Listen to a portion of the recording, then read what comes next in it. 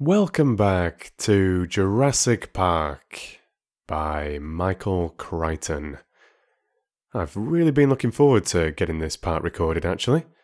I thoroughly enjoyed part 3, and I hope you did too, and that you've been looking forward to getting stuck into part 4.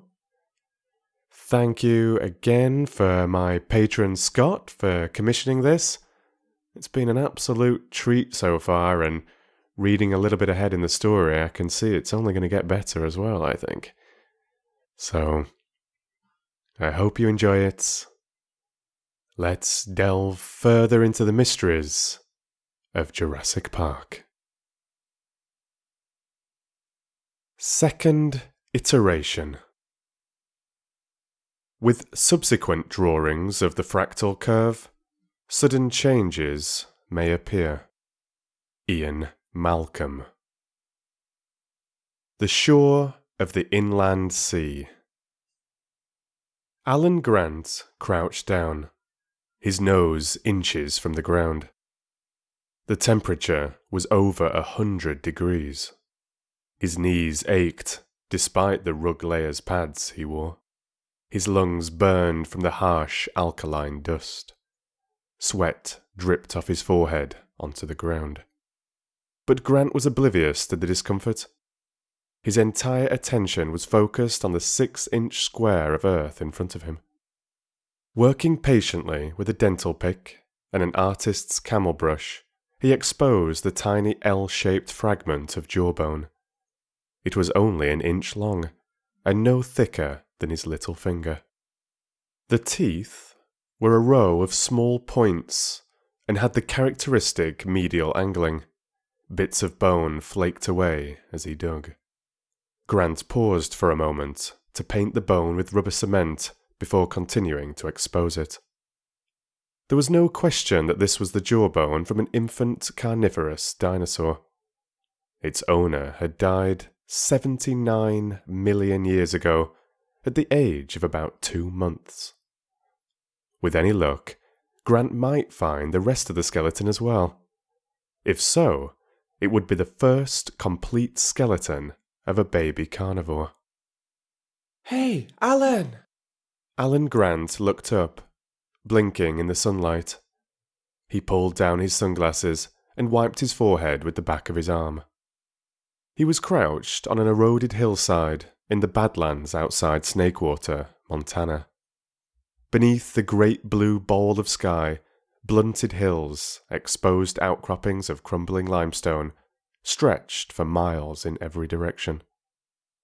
There was not a tree or a bush, nothing but barren rock, hot sun, and whining wind. Visitors found the Badlands depressingly bleak, but when Grant looked at the landscape, he saw something else entirely.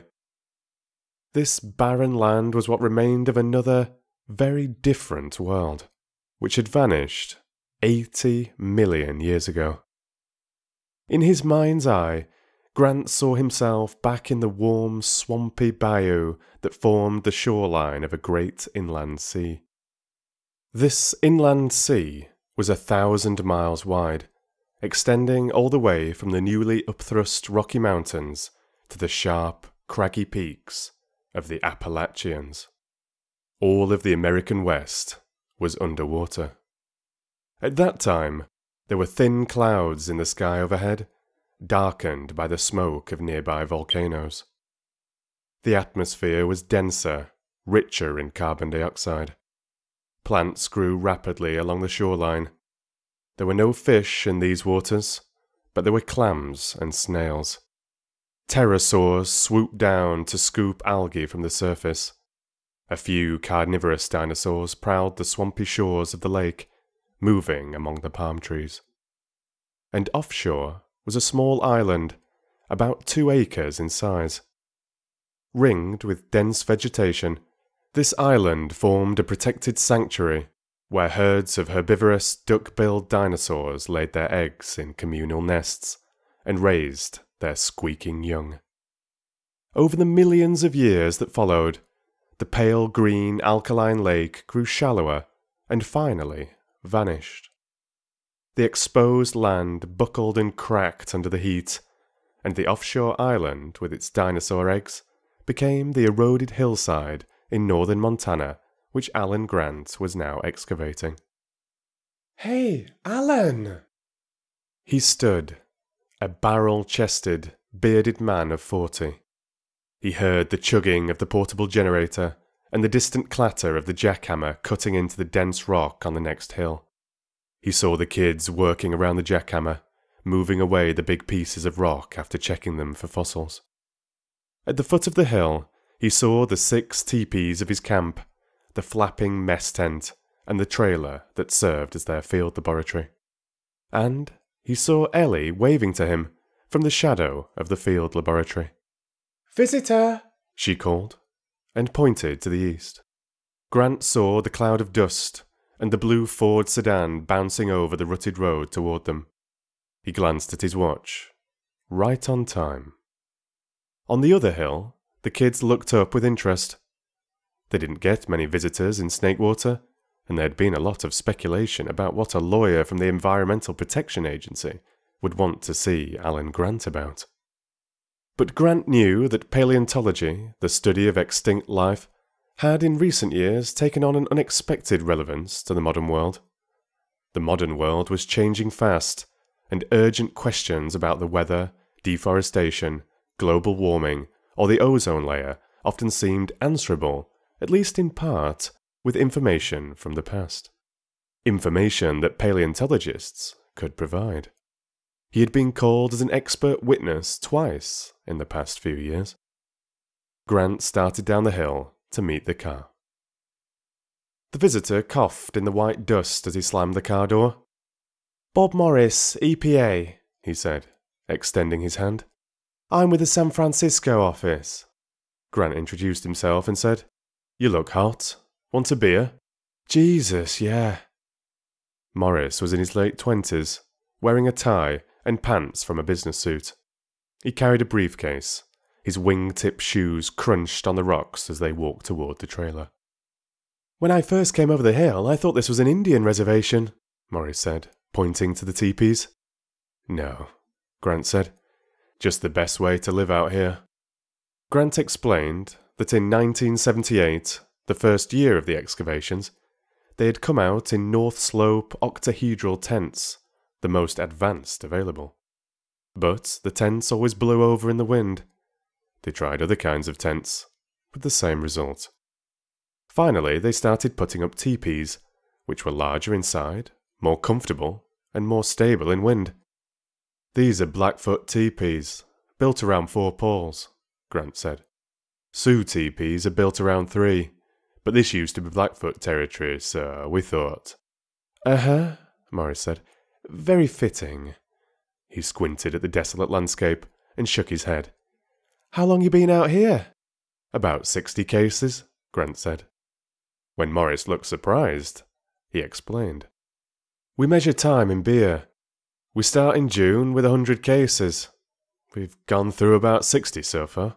63, to be exact," Ellie Sattler said as they reached the trailer. Grant was amused to see Morris gaping at her. Ellie was wearing cut-off jeans and a work shirt tied at her midriff. She was 24 and darkly tanned. Her blonde hair was pulled back. "Ellie keeps us going," Grant said, introducing her. "She's very good at what she does." "What does she do?" Morris asked. "Paleobotany," Ellie said. "And I also do the standard field preps." She opened the door and they went inside. The air conditioning in the trailer only brought the temperature down to 85 degrees, but it seemed cool after the midday heat. The trailer had a series of long wooden tables with tiny bone specimens neatly laid out, tagged and labelled.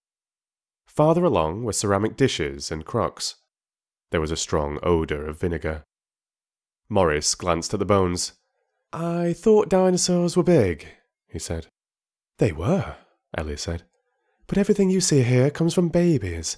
Snakewater is important primarily because of the number of dinosaur nesting sites here. Until we started this work, there were hardly any infant dinosaurs known. Only one nest had ever been found, in the Gobi Desert." We've discovered a dozen different hadrosaur nests, complete with eggs and bones of infants. While Grant went to the refrigerator, she showed Morris the acetic acid baths, which were used to dissolve away the limestone from the delicate bones. They look like chicken bones, Morris said, peering into the ceramic dishes. Yes, she said. They're very bird-like. And what about those? Morris said, pointing through the trailer window to piles of larger bones outside, wrapped in heavy plastic. Rejects, Ellie said. Bones too fragmentary when we took them out of the ground. In the old days we'd just discarded them, but nowadays we send them for genetic testing. Genetic testing? Morris said. Here you go, Grant said, thrusting a beer into his hand. He gave another to Ellie. She chugged hers, throwing her long neck back. Morris stared. We're pretty informal here, Grant said. Want to step into my office? Sure, Morris said. Grant led him to the end of the trailer, where there was a torn couch, a sagging chair, and a battered end table. Grant dropped onto the couch, which creaked and exhaled a cloud of chalky dust. He leaned back, thumped his boots up on the end table, and gestured for Morris to sit in the chair. Make yourself comfortable. Grant was a professor of paleontology at the University of Denver, and one of the foremost researchers in his field. But he had never been comfortable with social niceties. He saw himself as an outdoor man, and he knew that all the important work in paleontology was done outdoors, with your hands.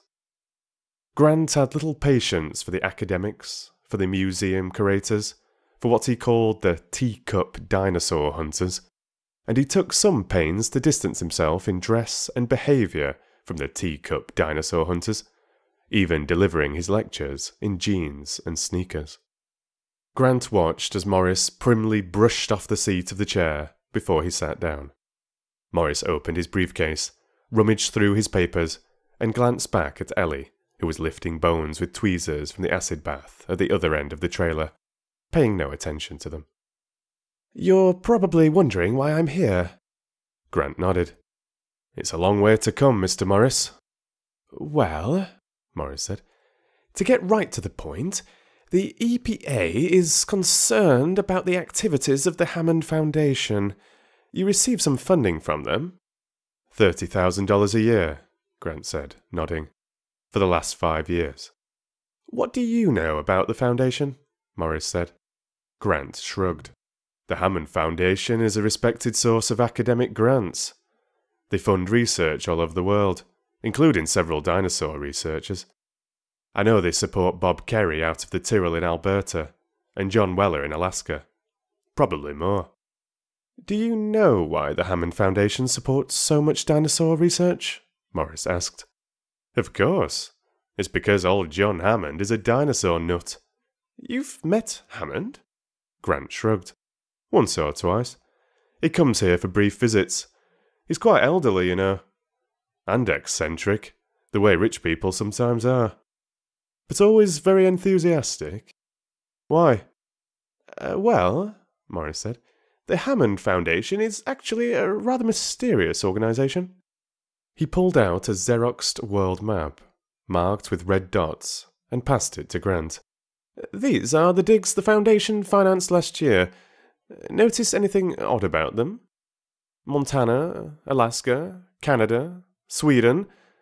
They're all sites in the north. There's nothing below the 45th parallel. Morris pulled out more maps. It's the same, year after year. Dinosaur projects to the south, in Utah or Colorado or Mexico, never get funded. The Hammond Foundation only supports cold weather digs. We'd like to know why. Grant shuffled through the maps quickly. If it was true that the Foundation only supported cold weather digs, then it was strange behaviour, because some of the best dinosaur researchers were working in hot climates. And there are other puzzles, Morris said. For example, what is the relationship of dinosaurs to amber? Amber? Yes, it's the hard yellow resin of dried tree sap. I know what it is, Grant said. But why are you asking? Because, Morris said, Over the last 5 years, Hammond has purchased enormous quantities of amber in America, Europe, and Asia, including many pieces of museum-quality jewellery. The Foundation has spent $17 million on amber. They now possess the largest privately held stock of this material in the world. I don't get it, Grant said. Neither does anybody else, Morris said. As far as we can tell, it doesn't make any sense at all. Amber is easily synthesized. It has no commercial or defense value. There's no reason to stockpile it. But Hammond has done just that, over many years. Amber, Grant said, shaking his head. And what about his island in Costa Rica? Morris continued. 10 years ago, the Hammond Foundation leased an island from the government of Costa Rica, supposedly to set up a biological preserve. I don't know anything about that, Grant said, frowning. I haven't been able to find out much, Morris said. The island is 100 miles off the west coast. It's very rugged, and it's in an area of ocean where the combinations of wind and current make it almost perpetually covered in fog. They used to call it Cloud Island, Isla Nublar. Apparently, the Costa Ricans were amazed that anybody would want it. Morris searched in his briefcase. The reason I mention it, he said, is that, according to the records, you were paid a consultant's fee in connection with this island. I was, Grant said. Morris passed a sheet of paper to Grant. It was the Xerox of a cheque issued in March 1984 from InGen Inc., Farallon Road, Palo Alto, California. Made out to Alan Grant in the amount of $12,000. At the lower corner, the cheque was marked Consultant Service, Costa Rica, Juvenile Hyperspace. Oh, sure, Grant said. I remember that. It was weird as hell, but I remember it. And it didn't have anything to do with an island. Alan Grant had found the first clutch of dinosaur eggs in Montana in 1979, and many more in the next 2 years, but he hadn't gotten around to publishing his findings until 1983. His paper, with its report of a herd of 10,000 duck-billed dinosaurs living along the shore of a vast inland sea, building communal nests of eggs in the mud, raising their infant dinosaurs in the herd, made Grant a celebrity overnight. The notion of maternal instincts in giant dinosaurs and the drawings of cute babies poking their snouts out of the eggs had appeal around the world. Grant was besieged with requests for interviews, lectures, books. Characteristically, he turned them all down, wanting only to continue his excavations. But it was during those frantic days of the mid-1980s that he was approached by the InGen Corporation with a request for consulting services. Had you heard of InGen before? Morris asked. No. How did they contact you? Telephone call. It was a man named Girano or Giannino, something like that. Morris nodded. Donald Gennaro, he said. He's the legal counsel for InGen. Anyway, he wanted to know about eating habits of dinosaurs, and he offered me a fee to draw up a paper for him. Grant drank his beer, set the can on the floor. Gennaro was particularly interested in young dinosaurs, infants and juveniles, what they ate. I guess he thought I would know about that. Did you? Not really, no. I told him that. We had found lots of skeletal material, but we had very little dietary data.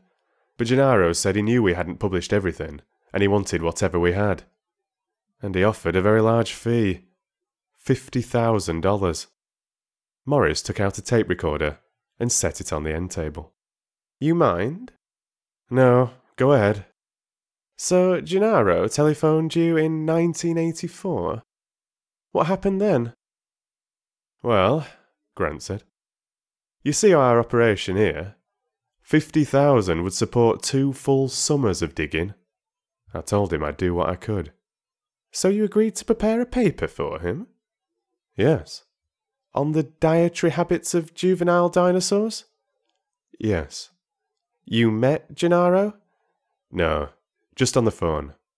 Did Gennaro say why he wanted this information?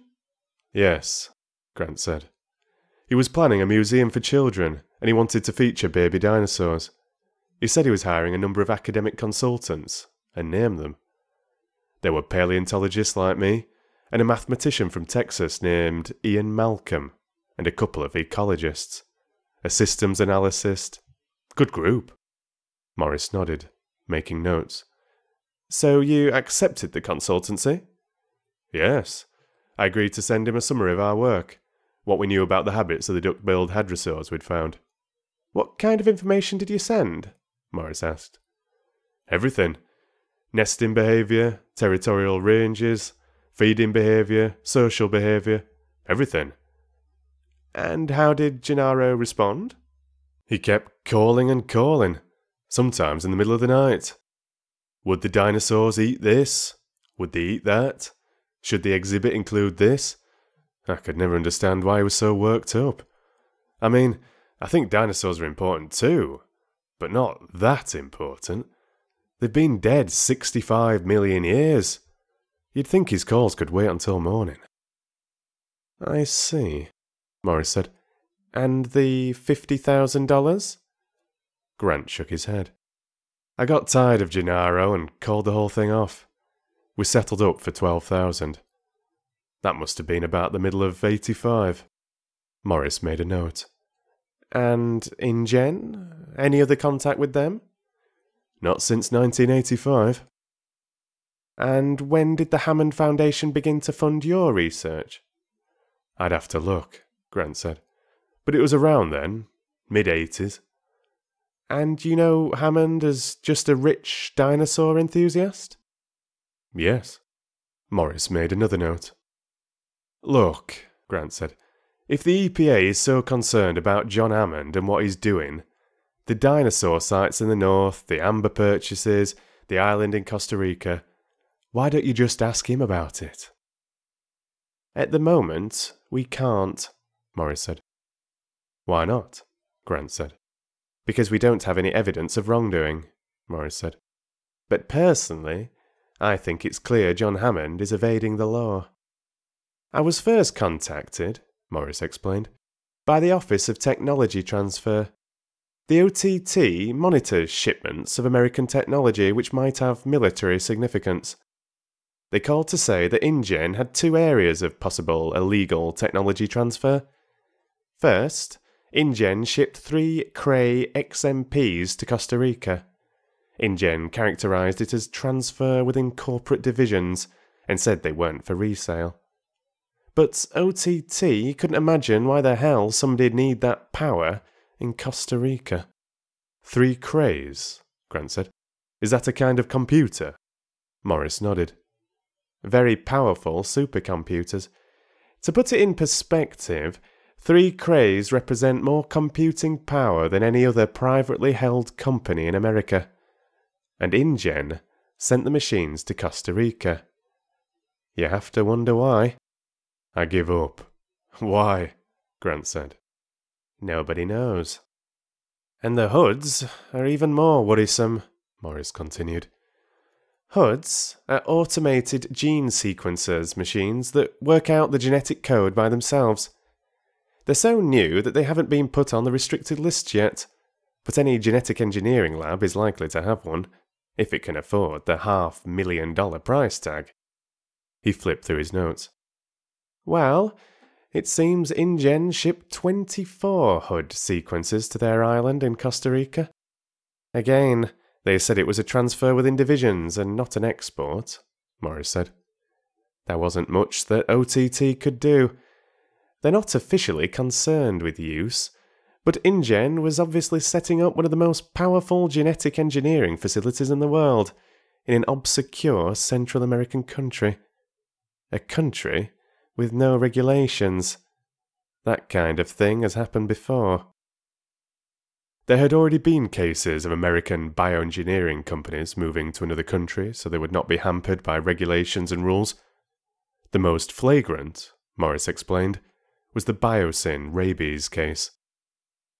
In 1986, Genetic Biosyn Corporation of Cupertino tested a bioengineered rabies vaccine on a farm in Chile. They didn't inform the government of Chile, or the farm workers involved. They simply released the vaccine. The vaccine consisted of a live rabies virus, genetically modified to be non-virulent. But the virulence hadn't been tested. Biosyn didn't know whether the virus could still cause rabies or not. Even worse, the virus had been modified.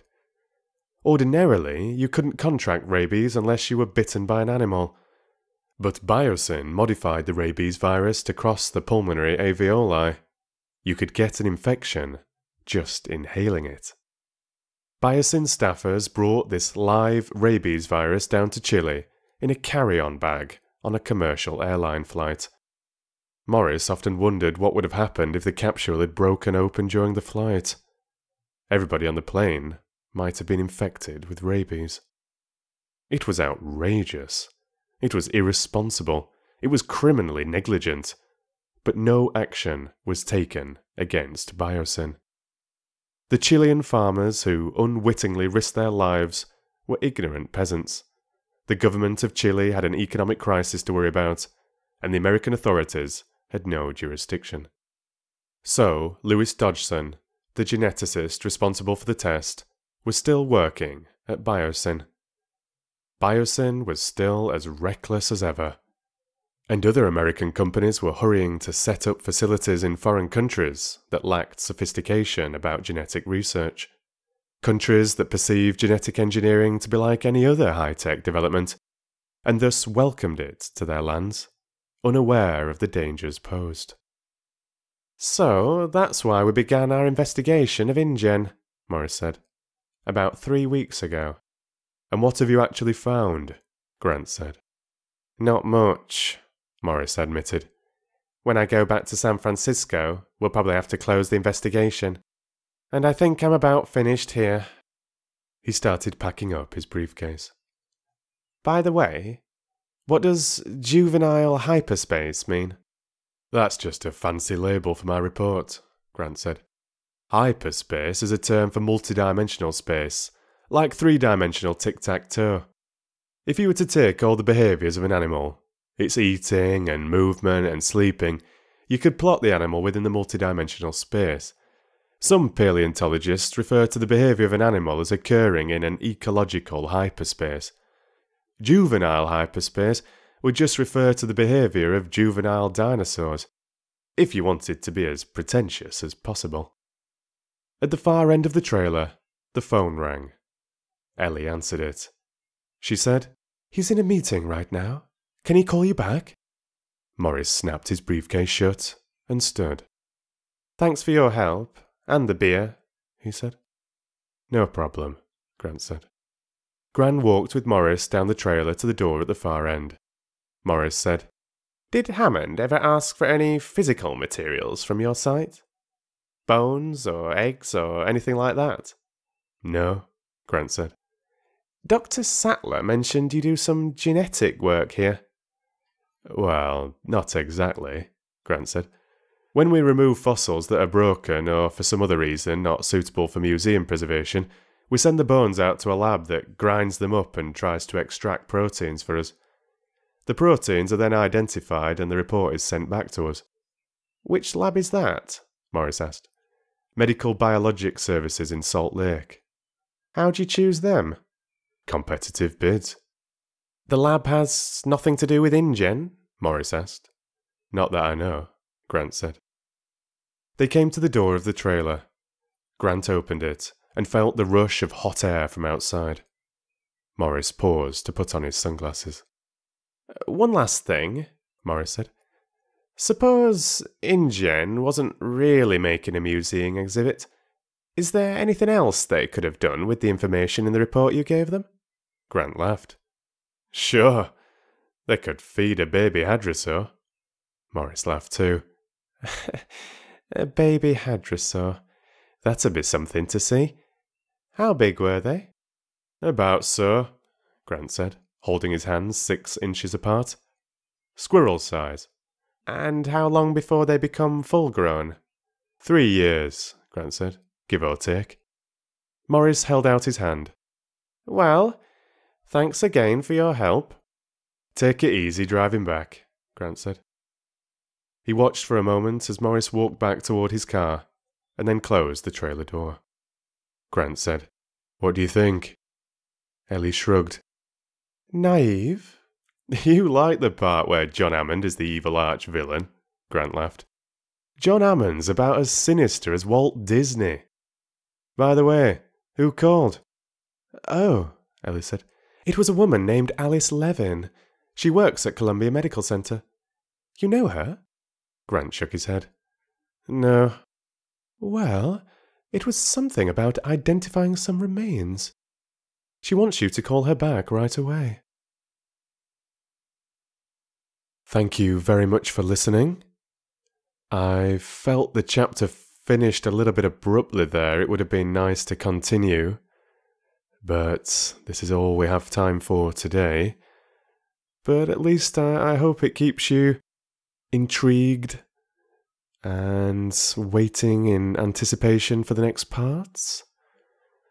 It'll probably be a couple of weeks until the next part is up, but I really, really hope you're enjoying the story. I'm very, very much enjoying Michael Crichton's writing. I think it's extremely intriguing. I like his level of detail, the academic feel, but, you know, with some real drama and action building in there as well. Yeah, really, really enjoying it. Do let me know, as always, any feelings, any opinions, any experiences that you have of the story itself or of my reading. And I hope, of course, that you'll be there for the next parts, starting with the chapter Skeleton. So, thanks again for listening. Thank you to my patron Scott, and read to you soon.